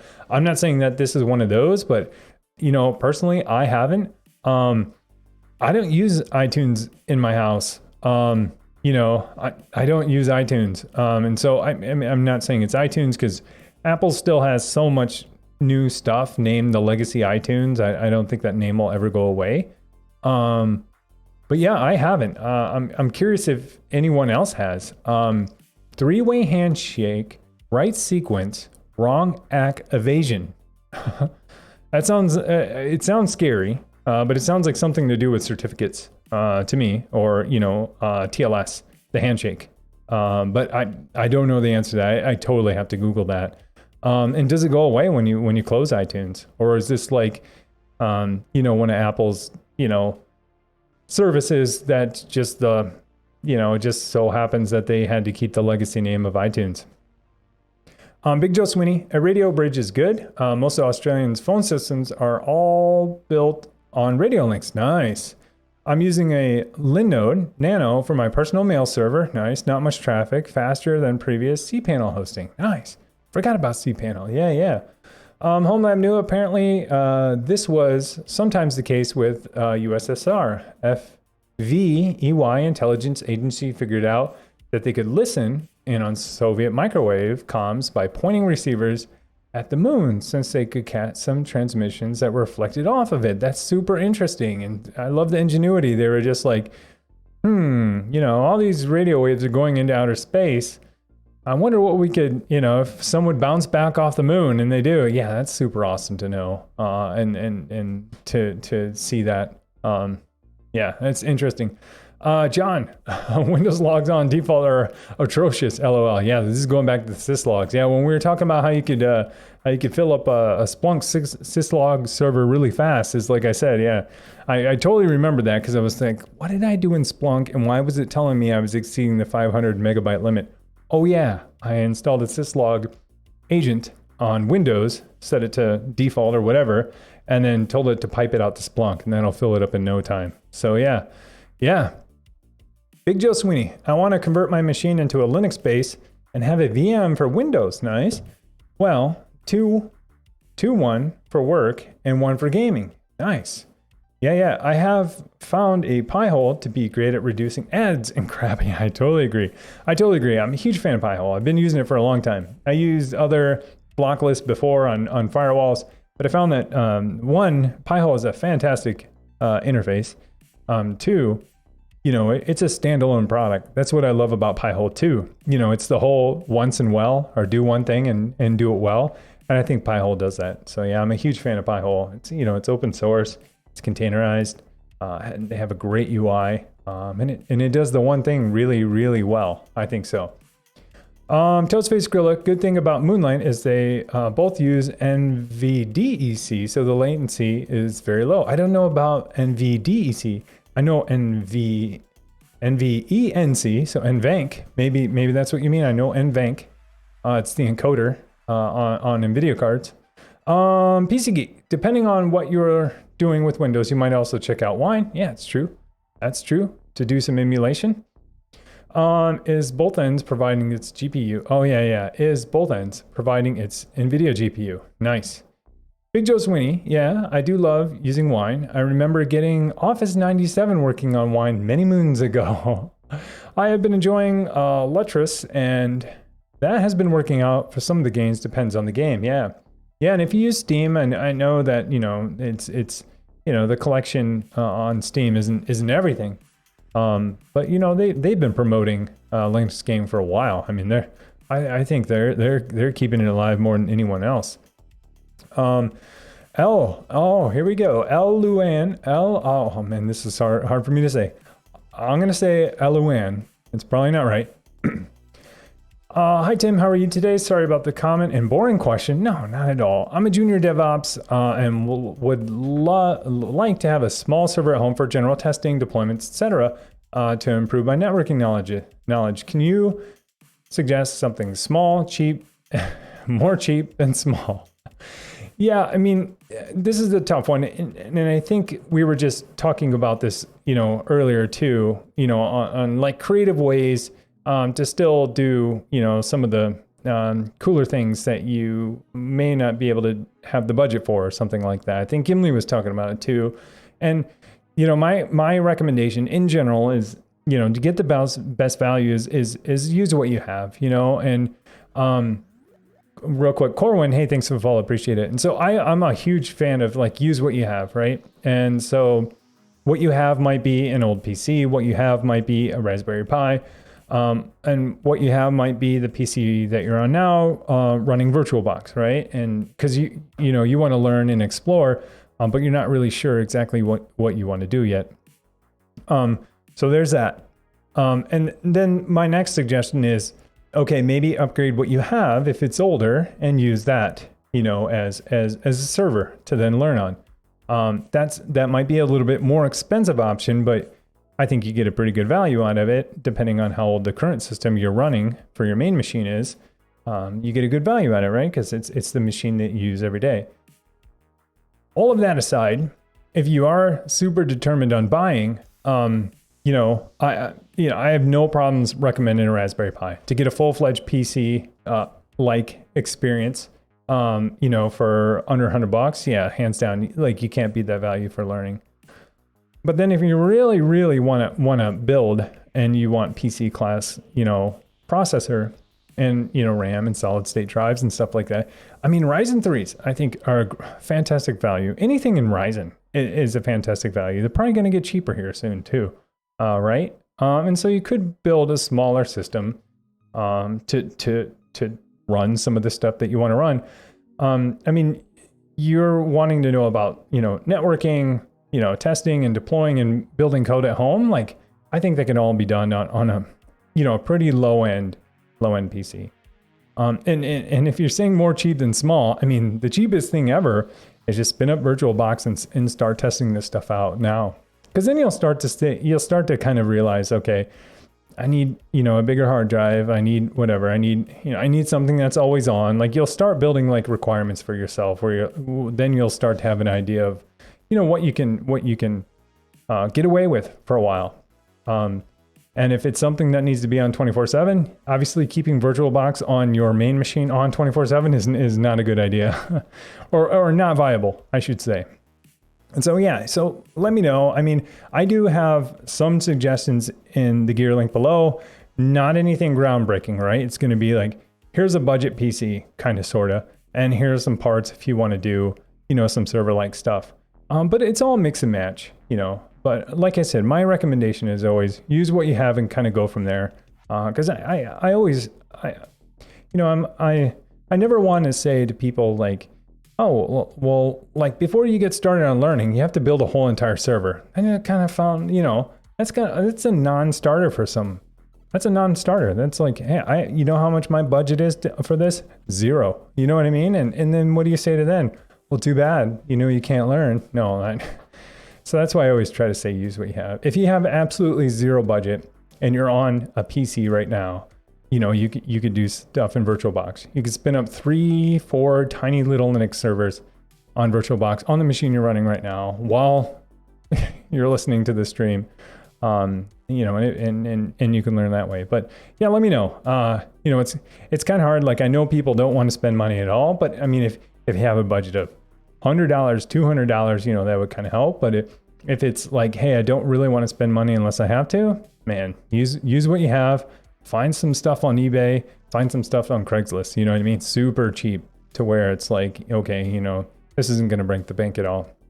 Anyways, hope that helps. Techno, the deleted after 30 days will start October 16th, if I'm correct. In Gmail? It's said for as long as I've had Gmail, it's always said like items in here will be deleted after 30 days. I have stuff in there from last year and I'm like, that, yeah, kind of a little bit over 30 days. I hope it, I mean, has this always been in Gmail? I know Gmail was in beta for like 10 years, but I don't know. My trash can in Gmail has said since day one, items in here will be automatically deleted after 30 days. They're not there. And that's just, my feeling, my opinion on that is that's Google just like wanting me to upgrade my service. Same reason why they added, you know, archive. Swipe left to archive your mail. What all that means is just like make it, you know, unread and tag it with something so you don't see it so that you pay for storage one day. Anyways, I digress. PC Geek, Google changed their drive policy recently. Trash deletes every 30 days very soon. Hey, but why has my trash can said that for years though? Which is odd. My trash can has always said that. And there's been a banner at the top of Gmail that says like what I just said. But yeah, good to know that they're actually going to enforce it now. Yeah, some of the older links that were analog in Brisbane, Darwin were only replaced in the early 2000s to a digital signal. Unsure if there's any encryption on them now. Home Lab New, nobody will ever convince me it's pronounced anything other than pseudo. Yeah, you say how you want. I'm right there with you. Anyone who corrects how you say something, you know, it's like, it's fun to joke with people, but I mispronounce stuff all the time. So, I mean, you see it. I try to read people's names and I'm like, what does that say? And I'm like, oh, it's the. PC Geek, are your lights working yet? Didn't see them change. Yeah, absolutely. They should be changing. I don't think anyone's triggered them yet. I don't think. But they should be changing. Yeah, they absolutely should. If someone spent points, it should be. If they're not, let me know. Nope, not working. Killing me. This is Hugh. All right, let me go in. Did someone? I didn't even see someone request them. And the sad thing is that I can't hook into them any way for anything visual, at least without like writing a ton of code. Here, I'm going into my Rancher server right now and I'm gonna boot that bot because I know what's going on. It's like my bot that connects to Philips Hue is he's what am I doing? I'm not even the right thing. This is why I can't click and talk at the same time. He's Philips Hue for whatever reason. So I open a WebSocket to my Philips Hue thing, whatever the thing is, hub, and then he just listens for a message. And so my feeling is that WebSocket is getting closed. Big gun, and then nothing's happening. So anyways, I just he'll be back. You'll see the bot say something here in the channel here in a second. And let me know, like, I'm sorry, like what color did someone pick last? I'll see it here in a second. See, there's my bot. He's back online. He's happy now. The funny thing is when you ran the Discord link, you know, he spat out the link. So he's listening. So I know it's Philips Hue. My Hue hub, for whatever reason, I got to track it down. Tokyo. Wow, we're on Tokyo. Here, I'll see if I'll redeem. So I'll change it to Northern Lights and we'll see. Maybe not. Oh yeah, and I'll change it back to Tokyo. See, this is my hypothesis. So I'll change it back to Tokyo. So I apologize. I should keep better tabs on that. There we go. I have unlimited points. When I see it, it's like unlimited or infinity, I should say. Anyways, I have a hypothesis of what's going on. And like I said, I think because my bot opens a WebSocket to the Hue hub and then will send messages. And so I just have to keep checking that WebSocket to make sure it's okay. And if not, he should totally reconnect because he's not. All right, there we go. To be honest, I'm really suspicious about webmail too. I delete my mails manually and empty the recovery bin too. Yeah. I don't know. Gmail sometimes, I don't know. I shouldn't complain about it because it's been an awesome service for me. But even simple things like just mass deleting stuff, like I come back and it's still there. I don't know. Google never wants me to delete stuff. I don't know. Maybe I'm the only one that deletes stuff. But when I empty my recycling bin, sometimes it's still there when I come back. And like I said, my recycling bin has stuff in there from last year, and it says right on the top, and it has for years, items in here will delete after 30 days. And it doesn't. But anyways, you guys say they're changing their policy. Maybe they're finally enforcing it. I have seen the emails coming out, but like I said, my banner has said that for as long as I can remember. Absinthe, 2 terabytes in B2 is about $9 a month in B2. All right. So I'm not, I'm not, I could spend a little bit more. Yeah, if I went that route. Somber Sauce. Hey, thanks for the follow. Appreciate it. Bill Nash, sup nerds? What's going on? Sebi, that sitting to standing transition was epic. Oh, thanks. Yeah, I have a sit-stand desk, and it's easy to do. I basically did an IKEA hack where I got an IKEA piece of wood, and then I bought these legs and attached them. And it's been so nice. And I was putting it off for so long. I'm like, we'll do it after we move, or I'll do it some other time. But as soon as everyone had to work from home, like, okay, standing desk, all sold out. I'm like, okay, I'm just going to buy the legs. And that turned out to be fantastic. And it's a good value play. Mainly because I can unscrew this piece of wood and put on a 10, 12 foot piece of wood if I want, and have a brand new desk and just need a new piece of wood. So yeah, fantastic. Big Joe Sweeney, I want a place with access stuff from UBNT. Place with access stuff from UBNT. I want play. I want play. Oh, I see what you mean. Oh, yeah. Yeah, I hear what you mean. Yeah. You play stuff, right? Yeah. Mr. Sir, oh man, it's so hard to say now. No, because it's so long, it throws me off. Mr. Sir, guy, man, dude. Yep, you made me had a LOL. This is going back to your name. Oh man, I'm way behind. I'll get caught up. Oh, Sebi, Mr. Sir, guy, man, dude, fella. I like it. Next month. I'm more of a dude than a bro, to be honest. Oh yeah, we need to add bro to it. Mr. Sir, guy, man, dude, fella, bro. At some point, Twitch is going to say you've exceeded the characters in your name, but I love it. This is like, yeah. Thanks for the insight, Tim. Possibly considering a dream machine, but still researching that. Yeah, me too. I think we all kind of are. I think in general, just people are always, kind of antsy to maybe upgrade or change. I kind of feel that way too. I'll let you know what I do, because I'm leaning that way too. Mainly because, I use their access points. I want a little more visibility, and I do like their software. The software I think is what makes that stuff. Yeah. So let me know which way you go, man, dude, Mister, Sir, bro, fella. Shuckle Samurai, good evening, all. How's it going? Yeah. Let's see. Oh, here we go. Dr. Bell, Netgate 3100 will certainly be overkill. Netgate just recently released a 2100, which is more than capable. I'm a pfSense user, but love the product. DNS filtering, routing, complex VLANs, even 10 gigabit Ethernet routing. Oh yeah. See, I don't know a ton about Netgate. Do they do Fortinet, or is that another company? See, now I'm showing like my lack of knowledge about networking equipment. Is Fortinet by Netgate? For some reason that name sticks in my head too. Big Joe Sweeney, I have been playing Experiment. Netgate runs pfSense. That's right. That's like their closed. That's like the paid product. Yeah. Or that's the router product. That's different.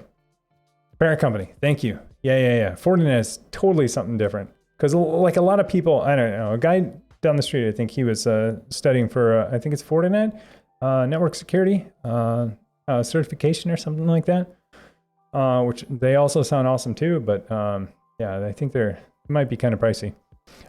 Big Joe Sweeney, I've been experimenting with ReFS on Windows 2019 and my old AMC Illison beast. Oh man, ReFS. I don't know anything about that file system. Yeah, is this a new file system for Windows? Gimli Theon, I'm getting ideas now. Maybe when I get a new PC, I'm going to remove my graphics card and running it headless. Yes.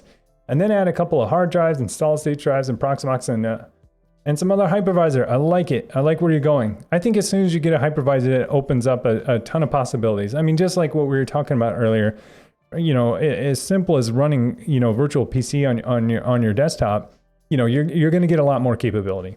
You're going to get a lot of options, right? And it's going to be a little more forgiving. And you can mess up more than if it's a physical server. So that's why I love virtualization so much, even if it is VirtualBox on your own PC. The PC Geek, I use storage spaces. Well, the 2019 server version of ReFS. Okay, according to what I found, ReFS is more stable than for that and mirrored volumes. Okay, I used storage spaces before for a little while. Yeah, because yeah, I didn't have a hardware RAID, so I did software RAID with Windows Server. Yeah, good to know. Mr. Sir Guy Man Dude saw the 2100, but didn't know if it routes gigabit because the 1100 doesn't. I just like to future-proof as well, hence the 3100 curiosity. If I'm not mistaken, Ubiquiti doesn't do DNS filtering, which is another reason. Okay, interested in going with pfSense. Excuse me. Let me get a drink real quick. Man, I'm just crushing this water. Man, I should build in water breaks. I should also build in that whole 20-20-20 thing when I was talking about earlier. I don't know if you're in Discord, but my eyes sometimes gives me problems. They've been more lately. I think it's because I'm staring at screens more, you know, all day and then sometimes at night like I am now. And you should totally build the 20-20-20 into the stream where it's, you know, you stare at something 20 feet away for 20 seconds every 20 minutes. It's supposed to help with your eyes, and it helps me blink too. But I need to, yeah, man, there's so many comments.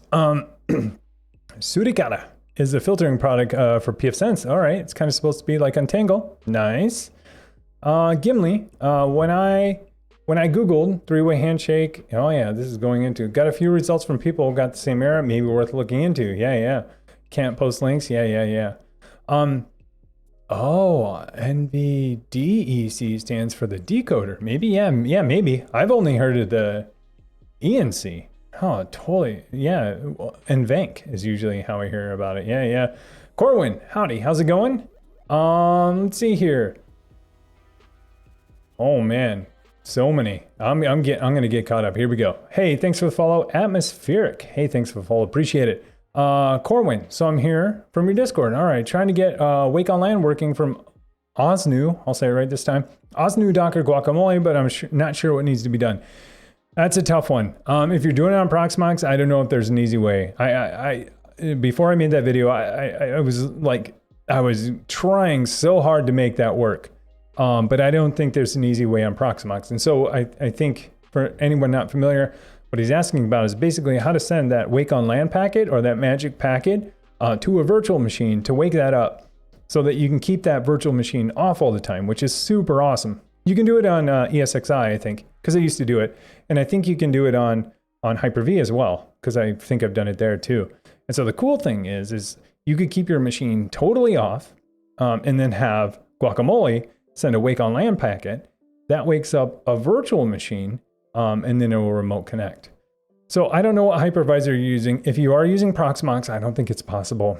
I wanted to get it working in that video so bad because I'm like, this is where it'll be really awesome because you can have your desktop in the cloud, right? You can always have a desktop in the cloud and you can turn it off. And then when you remote in, it's just going to send a Wake on LAN. And remote desktop can actually do that itself too. I think that's how they're doing it behind the scenes. But I don't think that Proxmox respects that Wake on LAN packet for virtual machines. They should. It would be awesome. PC Geek, nope. Corwin, I've done extensive testing for my machine to boost from Ubuntu command. Wake on LAN, here we go. Any ideas? Oh, you're talking about a physical machine then. Yeah. Oh, I don't know. Yeah, I don't know. Because that Wake on LAN utility is what I use too. I thought you were talking about something that's virtualized. Yeah, I don't. Yeah, I don't. So it has to be something then with Guacamole or something with the Docker container that's not sending out that packet properly, or yeah, I'm not sure. Yeah, that's tough. That's tough. Because if you do the Wake on LAN packet if you send it from Ubuntu and it works, then you would just think that guacamole would. The other thing to try is, I mean, you could exec into that container and try running it yourself within the container, because then you're kind of ruling out, you know, is it the web UI that's, I don't know, something's not right. Yeah, that's unfortunate. I'm Lymanson. Anyone own a switched power distribution unit for their server rack? Wondering if it's, so PDU, wondering if it's worth the cost or if it should just buy a plain PDU without networking capabilities. Yeah, I haven't. Yeah, that's a good question for everyone. CoreWin +1 for VirtualBox. Yeah, I totally agree. Luann, thank you so much. I follow your recommendations. You're the absolute best. Hey, thanks. I know sometimes my answers are a lot of questions, but hopefully they help. Hopefully they help you think about the things that, you know, I think about when I'm going through planning stuff too. And I hate to just go buy something, because then sometimes people are like, well, I can't buy something, so I won't do that. So I'm trying to remove roadblocks. Clay Crusher, what are we going? I tried too, still didn't work. Wait, what are we talking about? Are we talking about Wiggonland? Now I'm getting lost in the threads. I'm usually pretty good at keeping the threads up. Oh, you guys are still talking about iPad. Oh, so this is that the alert, I think. Shuckle Samurai, lights are broken. Yeah, sorry. They're good now. I need to look at my code. I'm totally gonna blame Philips Hue for this, because you see my bot's responding. He's good. It's Philips Hue. Stoma Man.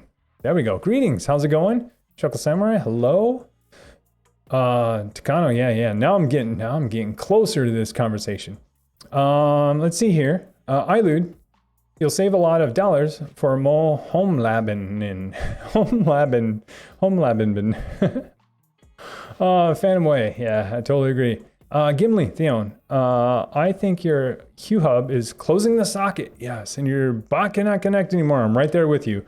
It is solvable with a bot and with a Hue restart script as soon as you launch OBS, for example. Yeah, that's a great suggestion. So I can solve it a couple of ways. I think that one would probably work, but my bot is running in Rancher. It's on Docker, so I can just restart it every time. But I think I have a way to ping. So when you open a WebSocket, I can listen for events, and I think I can send a ping and it should send a pong back, or vice versa. It will ping me and I will pong back. That's usually how WebSockets like check to see if they're still open.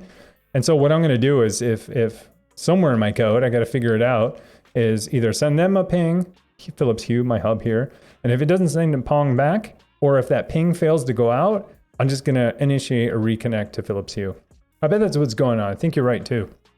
I think it is, totally. That WebSocket's dead. And it should just auto reconnect. I'm using some third-party library. I bet I missed a flag that says like auto connect true, and then have some back off mechanism for reconnecting. Let's see here. Pizza Geek just had, oh wow, it did the weird scrolling thing. Did the weird scrolling thing. Oh my gosh. I'm almost there.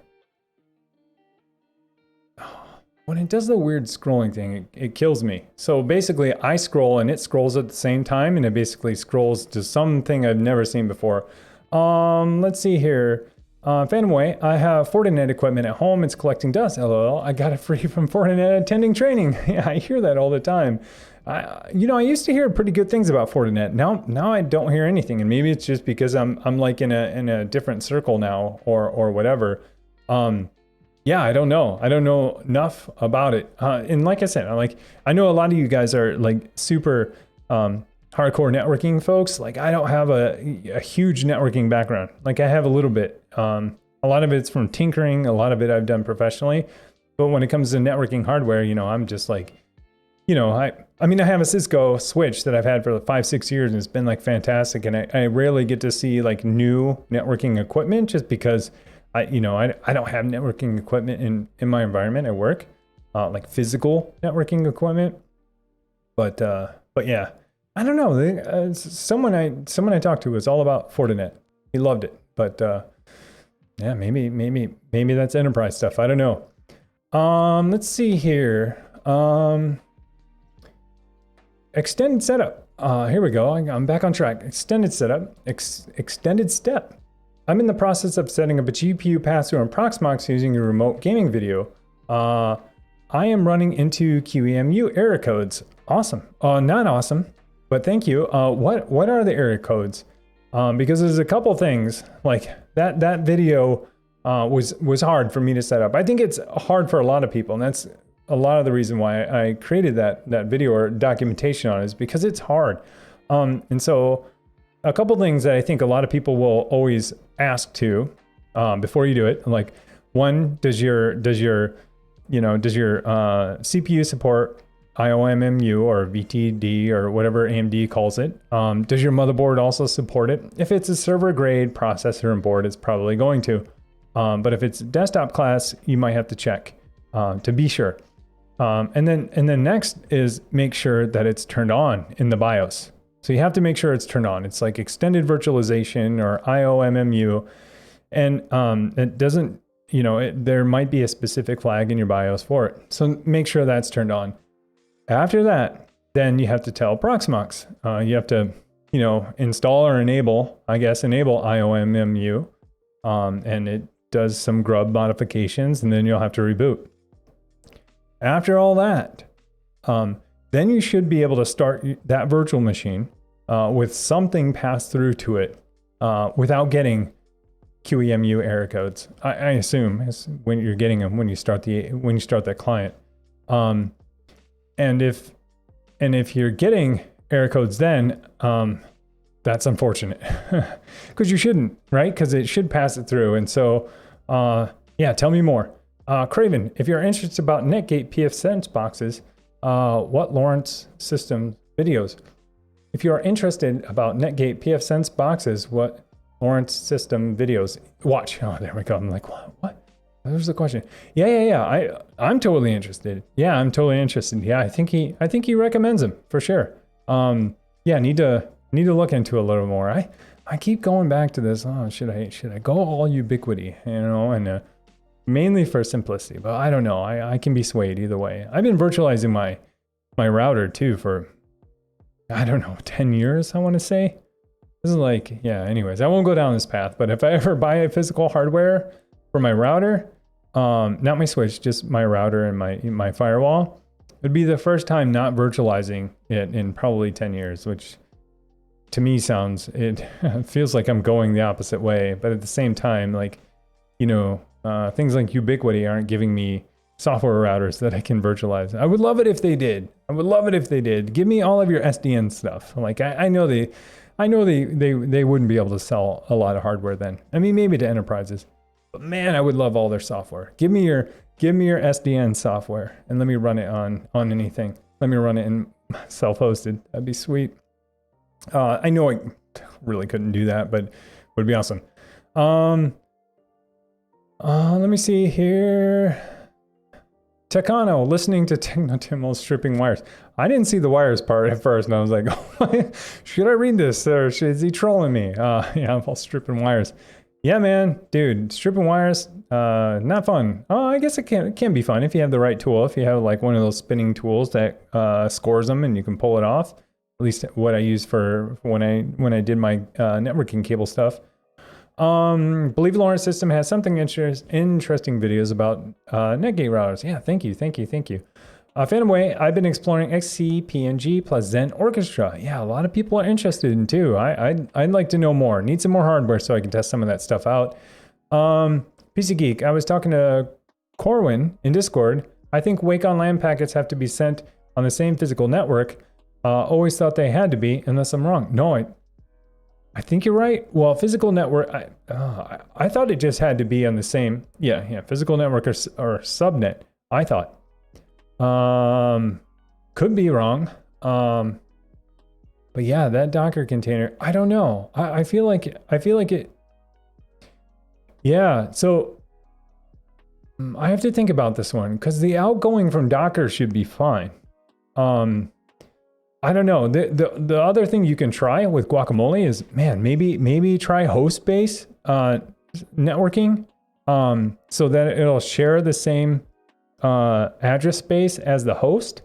I mean, that's one thing to try. I forget if Guacamole asks you to do that or not. in Rancher, it's super easy to turn on. You just go to networking advanced and you say use the host network, and that's the same as the host flag on Docker. Might be worth a shot though. I mean, it's a Hail Mary, like, right? Like give it a, flip that flag, start it back up, see if Wake on LAN works. Yeah, let me know. That might. Let's see, everything works perfectly except Guacamole itself running in a Docker container. Wake on LAN works from the Guac server itself, which is running Ubuntu. So my next step would be to divide. Oh yeah. And poke around. Yeah, so what I was just saying, yeah, maybe just, I forget if Guacamole uses that flag, host-based networking, but try that. Let me know. PC Geek, yeah, it could be something from inside the container, magic packet. Yeah, there are a couple kinds, I agree. I'm Lymanson. Darn, I hope someone had a networked PDU. They're about $30 more than a non-network PDU. Just seems cool that my power supply has a web interface I can access. Might be able to be internet for me to buy it. Man, for $30 and you get data out of power, I'd do it. I haven't done it before. But if I'm building, I don't have a PDU in my rack. You should probably get a better one. But if it had a web interface and I can get data out of it, and it was a $30 difference, and I knew this is something I was going to have for whatever 5 years, and maybe build some Grafana charts or something, or be able to use that data, $30. Yeah, I'd do it. I'd totally do it. I mean, if they're a couple $100 and it's the difference between $30 and getting, a web interface plus data, and you're going to have it for years, that's where I just go into, okay, this thing's going to be on 365 for, 5 years, and I'm able to connect to it and get data out of it. It's pennies per day, per month, over that period of time. That'll make up for it. I'm not trying to get you to spend more, but it definitely does have a cool factor. I wish everything had an IP address in my house. Maybe not everything, but pretty close. Pretty close. PC Geek, do you use an app for your Twitch chat? There's one I heard called Chatty. Runs in Java. Has more control and stuff. I don't. No, I don't. I use a combination of, so I have OBS running. I could almost show you it. But I have OBS running, and then I use the chat window in there. And then I have the chat window embedded. So I can kind of cheat sometimes. So I see myself, and here's my chat window. And then over about here, how do I even do this? I don't even know. There we go. About like there is a chat window you don't see that I see in OBS. So anyways, I've considered it, but yeah, between this and I have Stream Elements open for events so that I can see what's going on, to be able to thank people for stuff. Between these two, I feel like I can manage a lot of stuff. But yeah, maybe if my chat needs expand. Yeah, thank you though, Chatty. I'll have to check it out. Fenway, Fortinet is cost effective compared to Cisco. Yeah, good call. That's kind of what I was thinking too. iLoot, Smart Power Switch is good for home lab PDU. All right, you can use Node Red Home Assistant to automate it. I like it. All right. We sparked some interest now. People are biting. I like it. The PC Geek, oh yeah, true. Some of those 15 amp ones from Amazon you can hack with Tuya Convert. Extended Step, it's a server grade, supports it, and it's enabled. Start error, KVM, device, VFIO, PCI. Extended Step, one other thing, have you looked at like my example QEMU conf file that I have in the documentation? Because that's still the one that I kind of copy and paste when I do this again on other machines. I go out to my own documentation, GitHub, copy and paste that one and put it in a new virtual machine, or copy and paste the other one, but it's a copy and paste of that too. At least for the PCI flags and stuff like that. Because it might just be an error in that config file. And so a nice test would be, does it start even if you don't pass a device through? That's another test, right? Don't add the PCI device. See if it starts on its own, because there might be just other changes, and this might be a red herring. And maybe there is configuration that's not set properly, and it's making it look like it's because you're adding a PCI device, but really something in the config might not be working properly. Let's see here, Tuya Convert equals awesome. All right, Tuya, I've kind of, yeah, need to know. I played a little bit with Tuya, but then I went away from Tuya. But I mean, I only used it for smart lights and stuff. But yeah. iLude, if you want to set up Wake on LAN in a VM, set up netcat script on Proxmox host to listen for all VMs max. Oh, I like this, iLude. I like it. I like where you're going with that. Yeah, because that was one of the problems I basically wanted to do something similar, was basically wake up a virtual machine, you know. Corwin, oh well, apparently the container doesn't have Wake on LAN, either Wake, Power Wake. Searching the packages installed in the container and the app list didn't turn up anything Wake related. Time to post in the Git. Yeah. So, yeah, a couple other things though. I was saying, like, I don't know if you caught me. I don't know if in Guacamole you have that host-based networking flag turn on. That might be a really quick, like, other thing to try. Turn on host-based networking, let the container restart, try to send the Wake on LAN packet then. Because maybe what I found sometimes when, yeah, I mean, I just kind of learned this in my Broadlink stuff. I had to go crazy for like 5 hours to figure this out in Docker. Sometimes some of the things it sends out are on Docker's network, Docker's networking versus the host networking. And especially broadcast things, you know, that need to broadcast to an entire subnet. And so they get lost in this weird void that's Docker networking. So it might be worth a shot to turn on host networking and then try sending the packet that way. Let's see here. So iLude,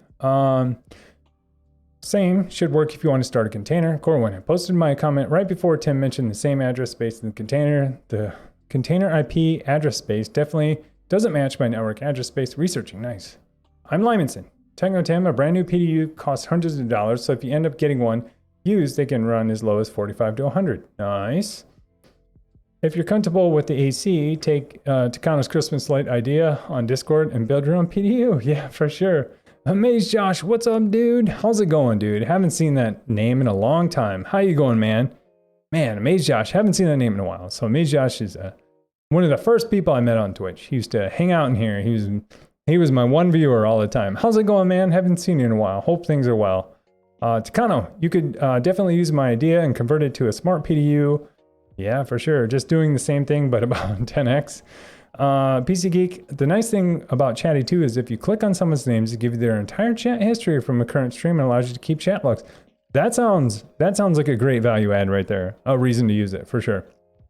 Because it keeps local history where, you know, I don't have any local history, which is super nice. Right now, yeah, that would actually be handy. Because a lot of times I scroll up real fast. I'm like, okay, that's what we're talking about. But yeah, that'd be super nice to be able to click on something and actually see chat. That's like the Just Chatting channel's best friend, sounds like Chatty. I'll have to check it out. Thank you for recommending it. To kind of cut the wire too short. Oh man, speaking of too short, this night is too short because yeah, I'm gonna have to call it a night. Man, this stream, super awesome. I can't believe all the things that you guys have going on. I can't believe all the comments that have been rolling in. Yeah, I apologize for being a little bit behind in chat. I just got caught up, and I think it's a good time to kind of wrap it up. And I'm running a little bit over. Usually I'm cutting it a little short, but I do need to wrap up some stuff. And so yeah, I just wanted to, thank you guys all for chatting it up, coming into the stream. There were follows, subs, gifted subs. Man, I can't thank you guys enough. I know I say it every time, but I really mean it. You know, anything, you know, I greatly appreciate you being here in the channel and just chatting. Anything above and beyond that, man, I greatly appreciate so much. But I will, hey, Extended Step, thanks for the sub, appreciate it, man. Speaking of, thank you guys. Yeah, thank you so much. Extended Step, man, thank you so much. Subscribing for Prime. Welcome. So it's Thursday. That means that Saturday's almost here. So Saturday I will be back. So Saturday I'm thinking about going a little bit early on Saturday. We'll see. I'll keep you posted, Discord or Twitter somewhere. If I do it on Twitter and end up in Discord, I don't know what the best way to do it is. I feel like if I go Twitter, I get 2 for 1, but then the Twitter algorithm's like, nah, whenever you talk about Twitch stuff on there, I feel like Twitter's algorithm is, man, pretty aggressive. And I know they gotta be. They have to be. There's a lot of fake and there's a lot of stuff floating around on Twitter that they have to deal with. But anyways, I won't go into, I could talk all day about Twitter's algorithm because it's hard. It's harder than YouTube's. But anyways, I will be back on Saturday. Might be a little early, but I'll keep you posted in Discord. And speaking of Discord, thank you so much to Connor. He already posted. So if you're not in the Discord, there's a link to it. It's absolutely free. You can join. If you don't like it, you can leave in just a couple of clicks. We have channels where we talk about all kinds of stuff. I know there was a lot of talk about networking, about storage, about Kubernetes, about hypervisors. We have channels there for each of those. But yeah, so I will be back Saturday. Might be a little early. I'll keep you posted. But man, you guys are awesome. Take care. Have a fantastic Friday. Be safe and be good to each other. We'll see you. Thank you so much.